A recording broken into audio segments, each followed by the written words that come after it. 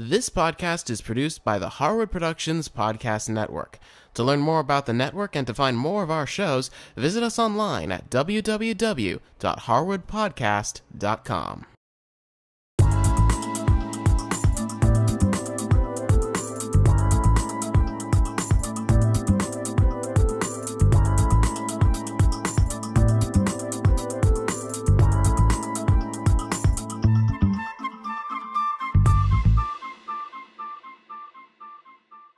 Hi, I'm Cindy Harris, and in our last episode, I was making a classic French dessert crepe. Well, today I'm going to be making the lemon souffle that goes inside those crepes. So to start, I need 3 nice lemons. These I actually picked out of my tree in the backyard, and I'm going to take the zest off of the top of these with my microplaner. Now we want to take our lemons and get the juice out of them. So I have my little strainer here that I've put in my 1 cup measuring cup because you definitely do not want any seeds. And I'm taking my reamer. If you have a juicer, you could just run the lemons through it. I'm going to end up juicing all 3 lemons. Next, we need to separate 5 eggs. For this souffle, we're going to use 5 yolks and 5 whites, but we're going to be using them separately. So the way we separate these eggs is really important. Now, when I'm separating eggs, this is how I do it. I have 1 bowl that I'll just put yolks in, 1 bowl that I'll just put whites in, and then I have the bowl that I'm actually going to separate over. So let me show you how I do it. I first start by cracking the egg over the little bowl, and I try to keep the yolk in the shell, and I try to keep the yolk from breaking. So once I've isolated just the yolk, I'm going to put that in my bowl of yolks. And then here I have my egg whites. Now, in this case, I actually got a teeny bit of shell, which I don't want in my egg whites. So I'm going to use my egg shell to fish that out like that. And then I'm going to put the nice clean egg white into this egg white bowl. And I'm going to do that for every egg. The reason this is so important is because of the whites. When you go to whip up egg whites and you want them to be a soft or a stiff peak especially, you can't have any oil or yolk at all in it. So you have to keep them totally clear.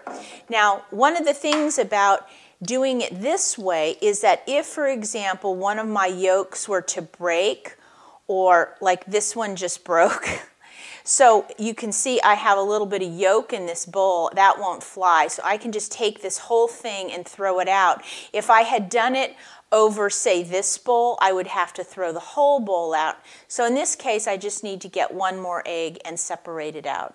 But that's not a big deal. I'm just going to get another egg and try it again. So I end up with 5 yolks and 5 whites. Now the other ingredients I want to get ready are 4 tablespoons of butter, 2/3 of a cup of sugar, and right on top of the sugar I'm just going to put a little pinch of salt. And the last thing we need to get is a measuring cup with 1.5 cups of cold water, and to that I'm going to mix in 3 tablespoons of cornstarch. What we're making here is kind of like a slurry. This is what's going to thicken our lemon mixture. Now, as you can see, I brought all of my ingredients over here to the stove, and in a medium-sized saucepan on medium heat, I'm going to first start by melting my butter. Now, once the butter is melted, I'm going to add the sugar with that pinch of salt and whisk that in. And then the sugar is actually going to start melting a little bit. And then I'm going to add my cornstarch mixture. I want to give that a stir before I pour that in, because sometimes the cornstarch wants to settle a little bit. And I'm going to pour that in, whisking as I go. Then I'm going to add my lemon juice and my lemon zest. Now once that's all mixed together, I'm going to turn the heat up to medium-high and bring that to a boil. Now while we're waiting for the mixture to come to boil, it's really important that we keep stirring, because as it starts to come up to temperature, that cornstarch is going to start thickening, and we want to keep the mixture moving so that it doesn't lump up on us. Now you can see our mixture has come to a boil. Now I'm going to pull this off the heat. I'm going to turn the heat down to low, and I'm going to bring in my egg yolks, and one at a time I'm going to whisk in those egg yolks. Now I'm going to bring the pan back over a low heat, and I'm going to whisk this for 2 minutes. Now after 2 minutes, the mixture looks just right. I'm going to take it off the heat, and I'm going to pour it into another bowl so that it can start to cool. So I'm going to leave it out on the counter for about a half an hour, and that should bring it to room temperature. Now we're going to deal with our egg whites. So in a mixer, I'm going to put in all the egg whites, and I want to beat those to a stiff peak. Now remember, a stiff peak is when you lift the beater up and it's a stiff peak like this. It doesn't flop over. It stands up nice and straight like that. So these egg whites are done. Now it's time to fold our lemon mixture into our egg whites.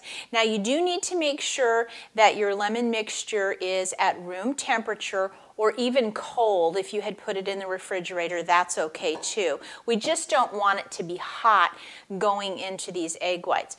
So I'm going to take and I'm going to pour all that lemon into the egg whites, and then I'm going to use my spatula and fold this all together. Now the reason we want to fold is because we don't want those egg whites to deflate.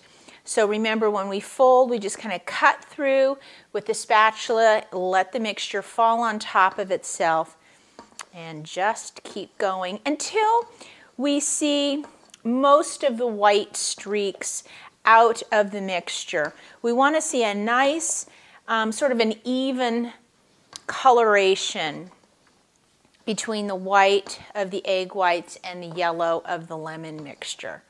Now when we fill our crepes, we're going to want a dish that we can put them in. So I'm using just a large 13 by 9 baking dish.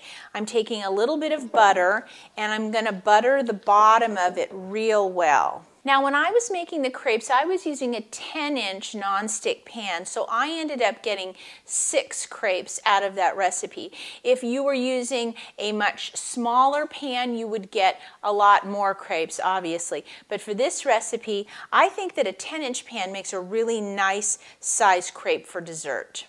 Now when it's time to fill your crepes, take one of them. Make sure that that nice lacy side is down, because that's the side we want to see. The more speckly side can be the inside.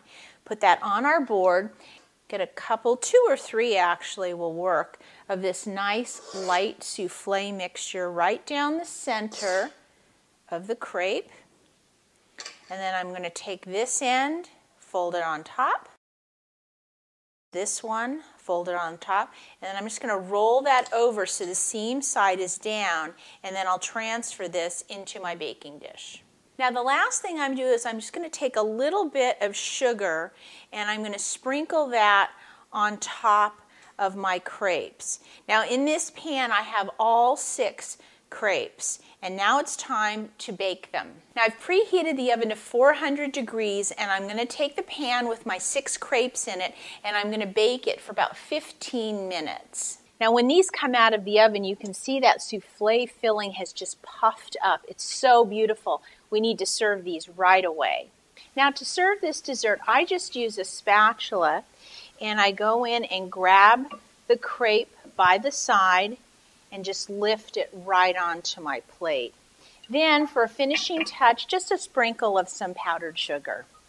These crepes filled with lemon souffle are a really light and elegant dessert.